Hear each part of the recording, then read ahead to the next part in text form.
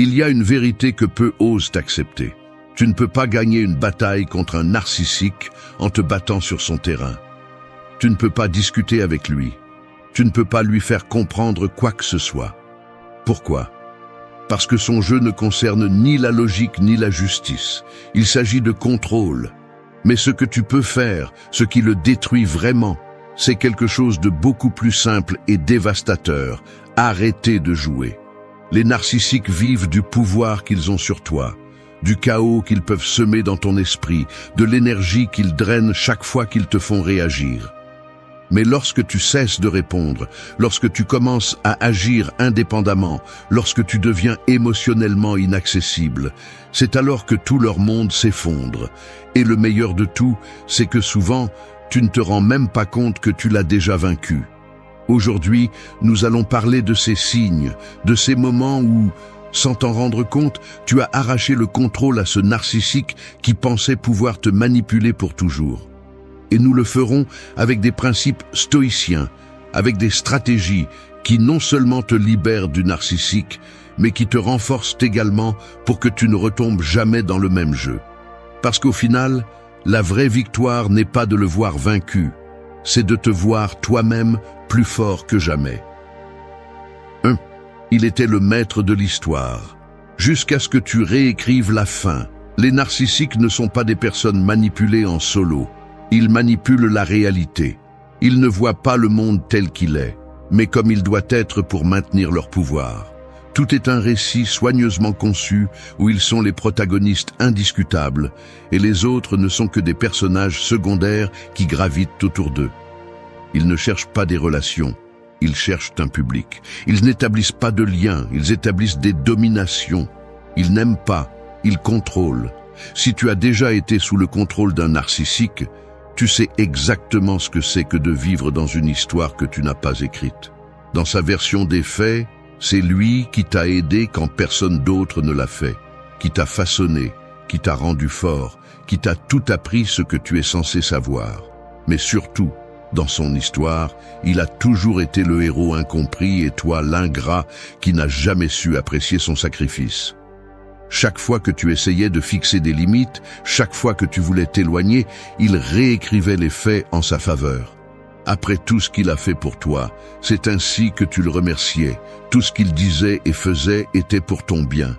Si les choses allaient mal, ce n'était pas à cause de lui, c'était à cause de toi, de ton manque de compréhension, de ta faiblesse, de ton égoïsme. Ainsi, sans t'en rendre compte, tu finissais par être pris dans sa narration, doutant de tes propres décisions, te sentant coupable de quelque chose qui n'était même pas à toi. Mais quelque chose a changé.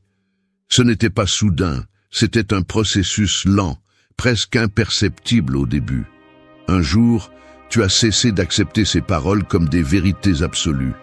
Tu as commencé à voir les schémas, à remarquer comment il tordait toujours la réalité en sa faveur. Et le plus important, tu as commencé à penser clairement.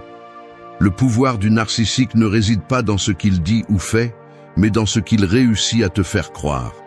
Et quand tu arrêtes de croire en son histoire, quand tu regardes les choses objectivement, sans le filtre de sa manipulation, l'illusion se brise. Et c'est là que se produit la véritable défaite du narcissique. Il n'y a pas eu de cri, pas de dispute, pas de grande confrontation finale. Il n'y a eu que du silence.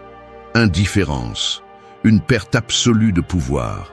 Ces jeux ont cessé d'avoir un effet. Ces attaques émotionnelles se sont heurtées à un mur inébranlable. Ces tentatives de manipulation sont devenues risibles, parce que ce qui te tourmentait avant te semble maintenant pathétique. L'indifférence est le poignard le plus aiguisé que l'on peut planter dans un narcissique. Sans tes réactions, sans ton énergie, sans ton attention, son domaine s'évapore. Parce que toute son identité tourne autour d'une seule chose, le contrôle. Quand il le perd, il ne lui reste rien. Et ce vide est son pire châtiment. Mais voici le meilleur. Tu ne l'as même pas fait dans l'intention de le battre. Parce que la vraie victoire n'est pas de le voir tomber, mais de te voir toi-même plus fort, plus libre. Tu as cessé d'agir selon son scénario. Tu as cessé de te soucier de ce qu'il penserait, de la façon dont il réagirait. Tu as cessé de te justifier. Tu as commencé à prendre des décisions sans demander la permission, sans avoir peur. Et puis, soudainement, l'histoire qu'il contrôlait n'avait plus de sens. Parce que tu n'étais pas le personnage qu'il croyait avoir construit. Tu n'étais pas la victime sans défense qu'il pouvait manipuler. Tu n'étais pas son reflet, son extension, sa marionnette. Tu avais déjà tourné cette page, mais lui est toujours là, coincé dans sa propre histoire, accroché à un pouvoir qu'il n'a plus, essayant de comprendre à quel moment il a perdu le contrôle. La réponse est simple, au moment où tu as cessé de le lui donner. 2. Tu pensais être son reflet jusqu'à ce que tu montres ta véritable lumière. Le narcissique ne cherche pas un partenaire, un ami ou un allié. Il cherche un miroir. Il ne veut pas quelqu'un avec des pensées propres, des désirs indépendants, une identité forte. Il veut une extension de lui-même, un reflet qui lui renvoie l'image parfaite qu'il s'est lui-même inventée. Il ne s'intéresse pas à qui tu es vraiment, il se soucie seulement que tu remplisses le rôle qu'il t'a attribué. Dès le début, tout a été conçu pour que tu te moules à son image.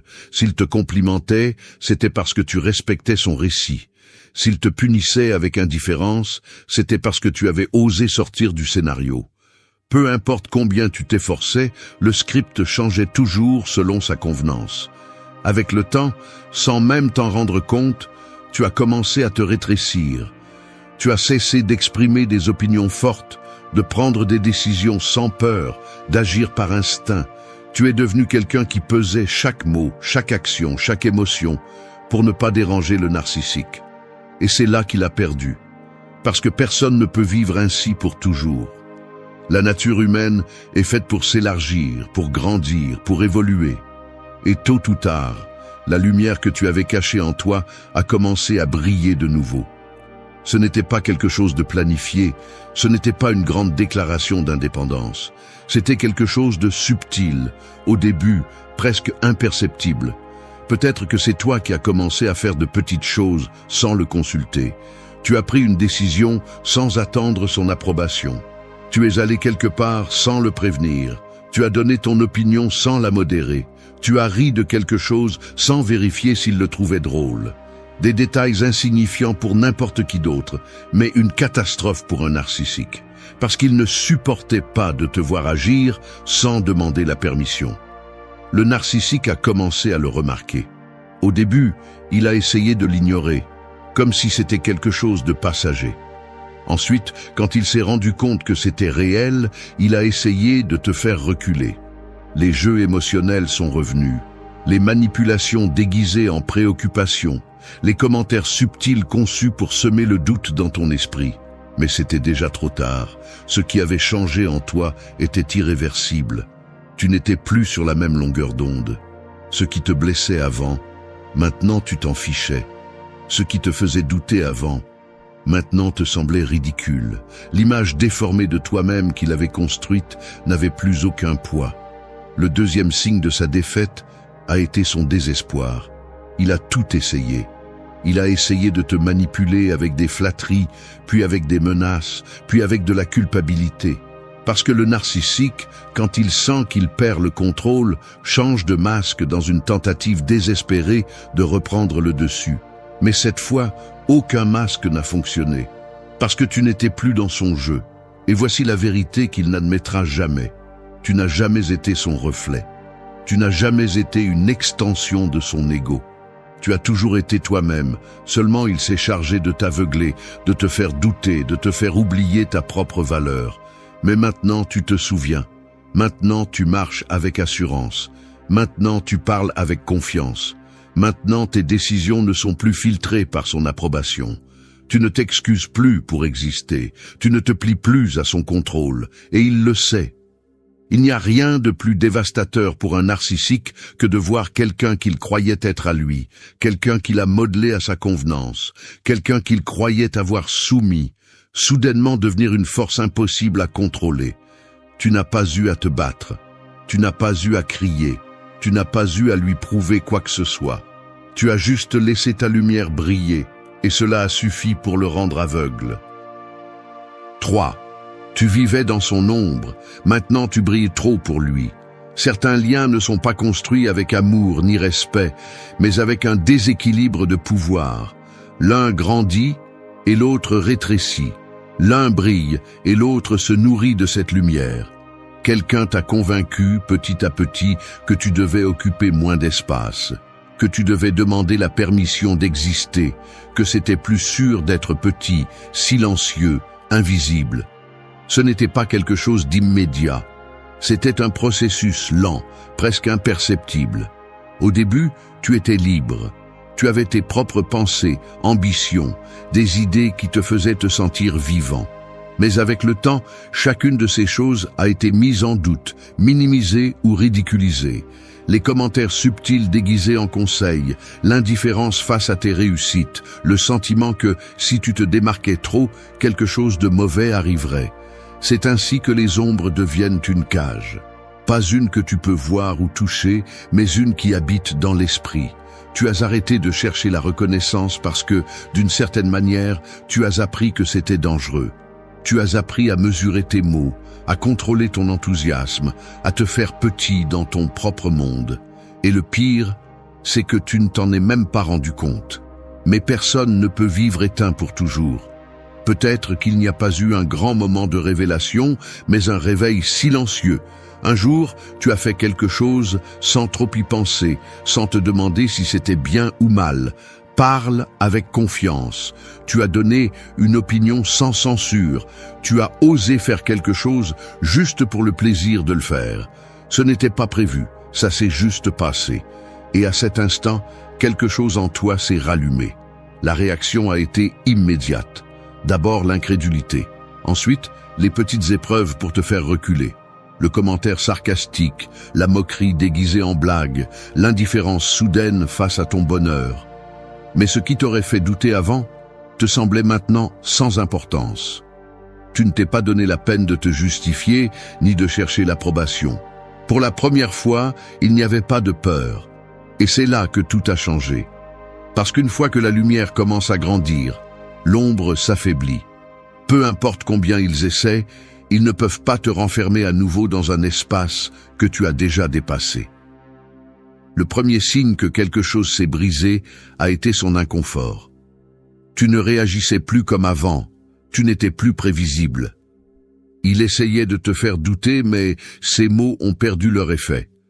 Ce qui semblait sage avant sonnait maintenant comme une tentative désespérée de reprendre le contrôle. Les ombres n'existent que lorsqu'il y a quelque chose pour les projeter. Mais maintenant, c'était toi qui éclairais la scène, et à chaque pas que tu faisais hors de son influence, l'obscurité perdait de sa force. Il n'y avait pas besoin de vengeance ni de confrontation. Tu n'as pas crié, tu n'as pas combattu, tu n'as pas cherché d'explication. Continue simplement d'avancer. Tu as pris l'espace qui a toujours été le tien, tu as rempli le vide que tu avais laissé dans ta propre vie. Et l'ironie, c'est que tu ne l'as pas fait pour prouver quoi que ce soit. Tu ne voulais pas le détruire ni lui faire voir son erreur. Ne cherche pas l'approbation ni la validation. Choisis simplement de briller. Tu as choisi d'être la version la plus forte de toi-même. Et là, à ce moment-là, lorsqu'il a compris qu'il ne pouvait plus te faire retourner à l'ombre, c'est là que tu l'as perdu de vue. Parce que ça n'avait plus d'importance.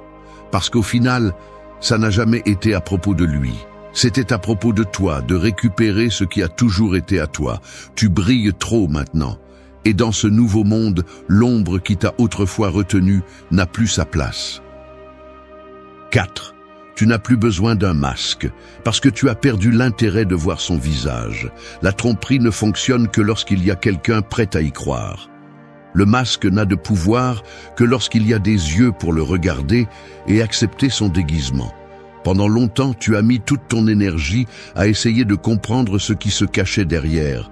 Tu voulais le comprendre, le justifier, trouver une logique à ses actes. Tu lui as donné le bénéfice du doute encore et encore. Tu as cherché des raisons là où il n'y avait que manipulation. Tu pensais que si tu voyais au-delà, si tu essayais plus fort, tu pourrais changer quelque chose. Mais la seule chose qui a changé, c'est ta capacité à te tromper toi-même. Au début, il y avait des moments de clarté, des instants fugaces où le masque glissait, laissant voir le vide derrière lui. Peut-être étaient-ce de petits gestes, des mots sans filtre, une réaction disproportionnée, quelque chose dans son regard qui ne correspondait pas à l'image qu'il projetait. Mais chaque fois que cela se produisait, tu choisissais de l'ignorer. Non pas parce que tu étais naïf, mais parce que tu n'étais pas prêt à accepter la vérité. Parce qu'une fois que tu vois ce qui se cache derrière, il n'y a pas de retour en arrière. Le moment où tout s'est brisé n'a pas été dramatique. Il n'y a pas eu de grande révélation. Ce n'était pas une découverte repentie, c'était un processus lent, cumulatif, inévitable. Tu as commencé à réaliser que chaque sourire était calculé, chaque geste avait une intention, chaque mot cachait un but. Tu as compris que rien de ce qu'il disait ou faisait n'était authentique. Il n'y avait pas de personne réelle derrière le masque, juste un reflet de ce que les autres s'attendaient à voir. Et c'est là que l'illusion s'est effondrée. Non pas parce qu'il a cessé de jouer, mais parce que tu as cessé de regarder. Avant, tu étais obsédé par la recherche de sens dans chacun de ses actes. Maintenant, tu ne t'y intéresses plus. Tu ne ressens pas le besoin de l'analyser, de le justifier, de chercher des explications. Ce qui te retenait avant te semble maintenant prévisible. Toujours le même cycle, les mêmes stratégies, les mêmes tentatives de reprendre le contrôle. Mais ça ne marche plus. Parce que la tromperie n'a de pouvoir que lorsqu'il y a quelqu'un prêt à y participer, et tu décides de quitter le jeu. C'est cela qui le détruit vraiment. L'indifférence, le silence. Il n'y a pas de haine, pas de rancœur, pas de désir de vengeance. Juste du vide, juste la certitude que cela n'a plus d'importance. La grande peur de quelqu'un comme lui est révélée. Ce n'est pas que quelqu'un découvre sa vérité, c'est que tu cesses de prêter attention. C'est que son existence cesse de t'affecter. C'est que le jour arrive où son masque tombe et que tu ne prends même pas la peine de regarder. Et ce jour est arrivé. Il continue à jouer. Il continue à tester les mêmes tactiques. Il continue à reprendre le pouvoir. Mais il n'y a pas de réponse, pas de réaction, pas d'impact. Le spectacle est terminé et le public est parti. Tu n'as pas besoin de lui prouver quoi que ce soit. Tu n'as pas eu besoin de mots finaux ni de confrontations épiques. Tu n'as rien fait pour le démasquer. Tu l'as juste laissé se montrer. Et à ce moment-là, le masque a perdu sa raison d'être, parce qu'il n'y avait plus personne pour le rendre réel. 5. Son contrôle s'effondre. Et toi, tu ne bronches pas. Le contrôle ne s'impose jamais d'un coup. Il s'installe en silence, pas à pas, avec des gestes si subtils qu'ils semblent inoffensifs. Une critique déguisée en conseil, un geste de désapprobation lorsque tu exprimais quelque chose qui ne lui convenait pas, une louange lorsque tu te comportais comme il le souhaitait. Sans t'en rendre compte, tu as commencé à ajuster ton comportement pour éviter les problèmes. Tu pesais tes mots, tu réfléchissais à 2 fois avant d'agir, tu reculais lorsque tu sentais que quelque chose pourrait le déranger. Ce n'était pas un ordre direct, ça ne l'est jamais. C'est un conditionnement lent, une domestication déguisée en amour, amitié ou autorité. Il t'a fait croire que penser par toi-même pouvait avoir des conséquences, que prendre des décisions sans le consulter était risqué, que si tu voulais la paix, tu devais céder. Et ainsi, sans que tu t'en rendes compte, son influence est devenue une ombre qui enveloppait tout. Les personnes sous contrôle ne semblent pas toujours enchaînées. Il n'est pas nécessaire d'enfermer quelqu'un lorsqu'on le convainc qu'il n'y a rien en dehors de la cage. Et toi, à un moment donné, tu as cru que cette cage était normale. Tu as cru que ses exigences étaient raisonnables, que son mauvais caractère était de ta faute, que ses règles étaient pour ton bien. Tu as accepté le contrôle comme une partie de la dynamique, comme quelque chose qui ne pouvait pas être discuté. Mais tout système de domination a un point faible. Son pouvoir n'est pas réel, il dépend d'une seule chose, que tu y crois. Et un jour, sans préavis, sans même le planifier, tu as arrêté de le faire. Il n'y a pas eu de grand acte de rébellion, pas de déclaration d'indépendance. C'était quelque chose de beaucoup plus simple. Un jour, son opinion a cessé d'être la seule qui comptait. L'une de ses règles a cessé d'avoir un sens. L'une de ses manipulations, auparavant invisible, est devenue évidente. Et à ce moment-là, le contrôle a commencé à s'effondrer. Tu ne l'as pas affronté avec colère, tu n'as pas crié, tu n'as pas essayé de le convaincre de quoi que ce soit. Tu as simplement commencé à agir de ton propre chef. Peut-être était-ce une décision prise sans le consulter. Peut-être était-ce un geste d'indifférence où auparavant tu aurais essayé de te justifier. Peut-être, pour la première fois depuis longtemps, as-tu fait quelque chose simplement parce que tu le voulais, sans craindre sa réaction. Au début, il ne l'a pas compris. Il pensait que c'était une erreur, un dérapage, quelque chose qu'il pouvait corriger. Il a essayé les mêmes tactiques qui avaient toujours fonctionné.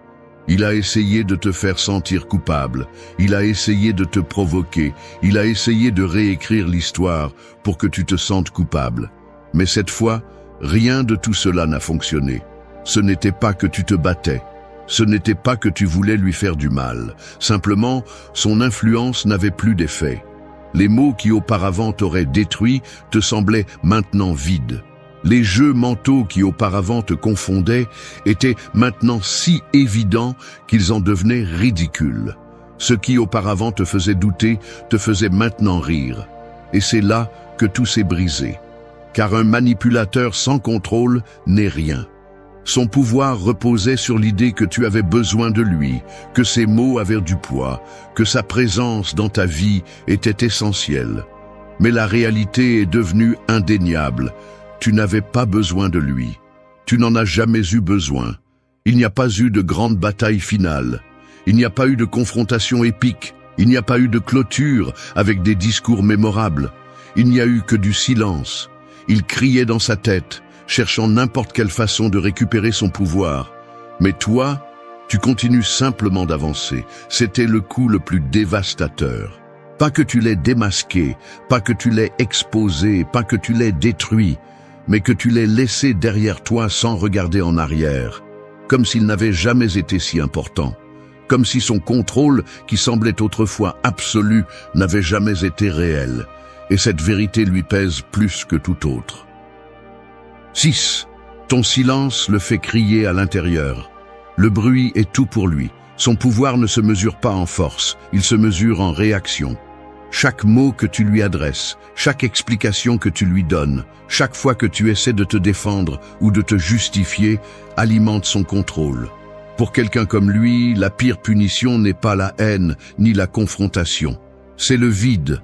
Mais pendant longtemps, jouer cette carte semblait impossible. Le silence n'était pas une option.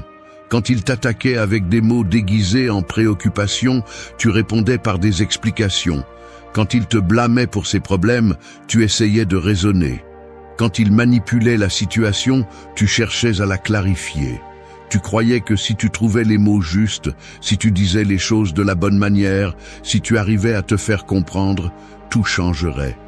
Mais cela n'a jamais été le cas. Cela n'allait jamais être le cas.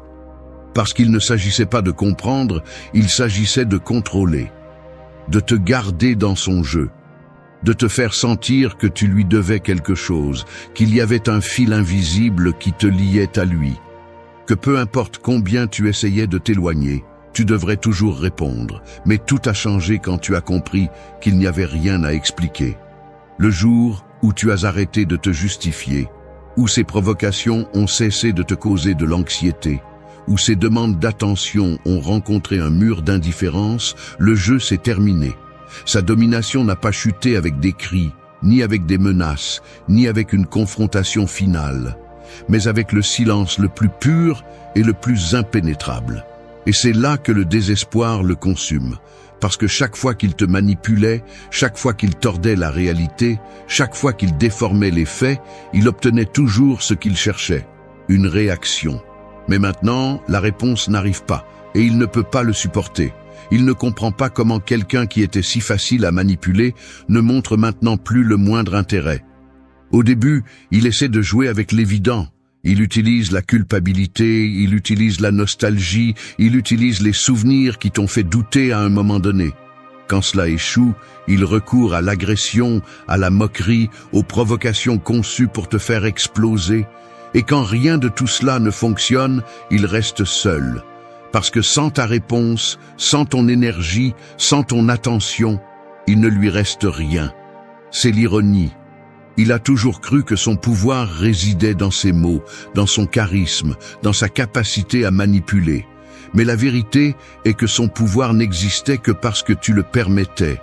Le silence le laisse nu face à sa propre réalité. Il n'y a plus personne pour le nourrir, personne pour lui renvoyer son reflet, personne pour soutenir l'histoire qu'il a construite pour lui-même. Et cela le détruit de l'intérieur. Mais le meilleur de tout, c'est que tu ne le fais plus pour lui.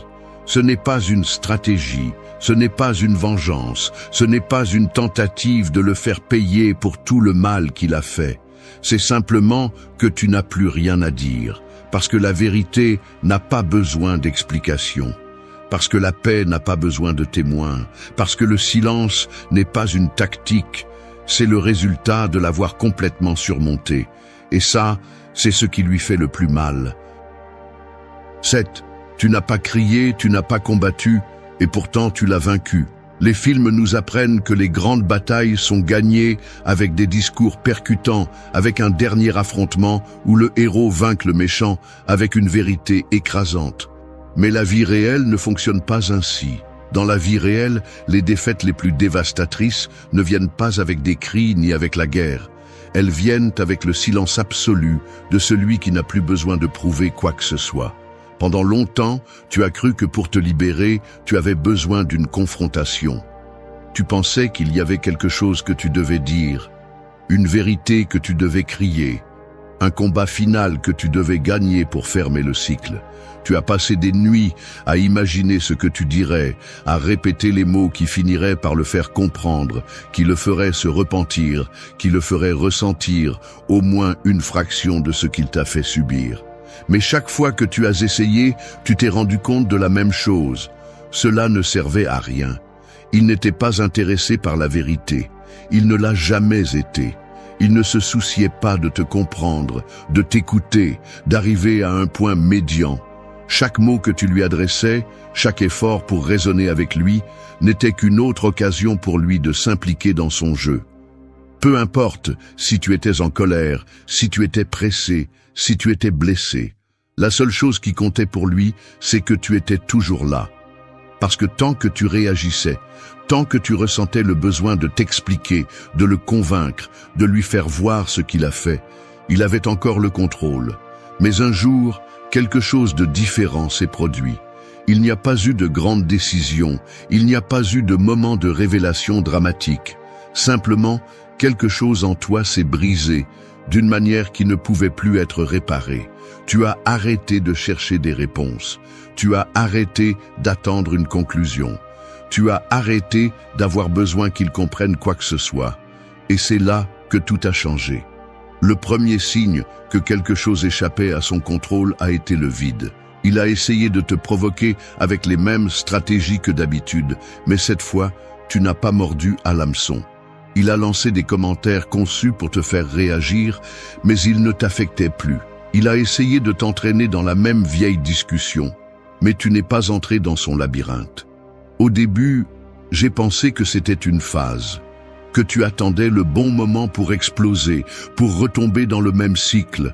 Mais quand les jours ont passé, quand il a vu que tu n'étais vraiment plus là, quand il a senti que son influence sur toi s'estompait, le désespoir a commencé à se faire sentir dans sa voix, dans ses actions, dans son attitude.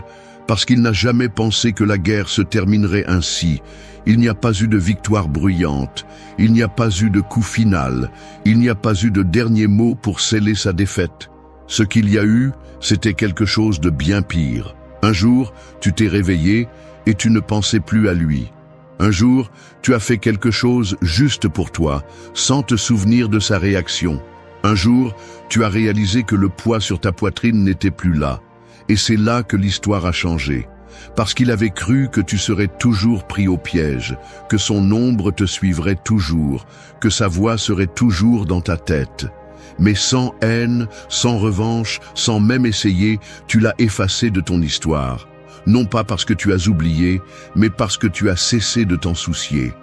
Non pas parce que tu l'as pardonné, mais parce que tu as compris que la plus grande vengeance était de ne plus jamais porter son existence. Non pas parce qu'il a changé, mais parce que tu l'as fait. Et cela la détruit plus que n'importe quel combat, plus que n'importe quel cri, plus que n'importe quel coup. Parce qu'au final, il ne s'agissait pas de le battre, il s'agissait de gagner ta liberté. Et sans faire de bruit, sans lui donner d'explication, sans chercher la justice, tu as réussi. 8. Le marionnettiste a perdu ses fils et son pouvoir. Le contrôle ne s'impose pas avec des chaînes visibles.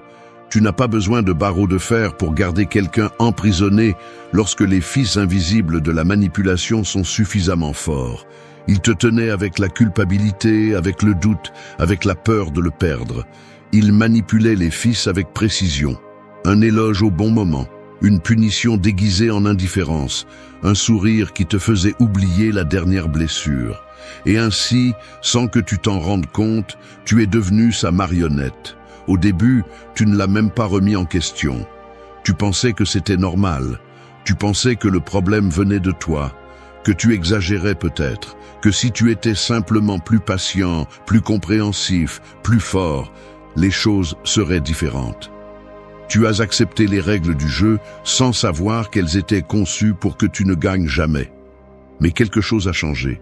Ce n'était pas une grande révélation, ce n'était pas un moment de colère.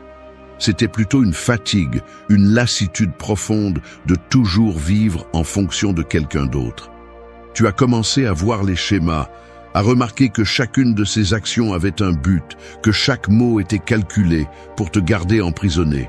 Et quand tu l'as vu clairement, quelque chose en toi s'est brisé. Les marionnettes ne fonctionnent que tant qu'elles acceptent les fils qui les soutiennent. Le premier signe de sa défaite n'était pas le conflit, ce n'était pas une dispute explosive. C'était le silence, c'était le calme avec lequel tu as commencé à agir sans demander la permission. C'était la façon dont tu as pris une décision sans te demander ce que tu dirais. C'était le moment où tu as fait quelque chose pour toi-même, sans le poids de son ombre sur tes épaules. Au début, il ne l'a pas compris. Il pensait que c'était une phase, que tu pourrais t'éloigner un peu, mais que tôt ou tard tu reviendrais. Il a essayé de tirer sur les fils, d'essayer les mêmes tactiques qui avaient toujours fonctionné. Il t'a fait sentir coupable, il t'a fait douter, il a essayé de te rappeler le rôle que tu avais joué tout ce temps. Mais les fils n'étaient plus là. Il n'y a pas eu de résistance parce qu'il n'y en avait pas besoin. Tu n'as pas combattu parce qu'il n'y avait rien à défendre.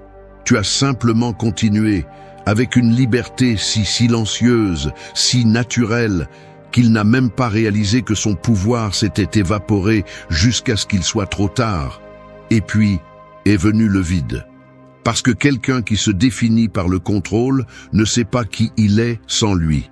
Son identité dépend de la manipulation des autres, de se sentir nécessaire, d'avoir quelqu'un qui réagit à ses provocations. Mais lorsque les fils disparaissent, lorsque la marionnette se lève d'elle-même et s'éloigne sans regarder en arrière, le marionnettiste ne perd pas seulement son domaine. Il perd son but. Tu n'as pas besoin de lui arracher les fils des mains. Tu n'as pas besoin de lui prouver quoi que ce soit. Tu n'as pas besoin de rester pour le voir s'effondrer. Seulement toi vois que tu le lâches. Et à ce moment-là, sans faire de bruit, sans cri, sans vengeance, tu l'as détruit. Parce que sans ses fils, sans son théâtre, sans son public, tout ce qui reste est un homme tenant des cordes vides.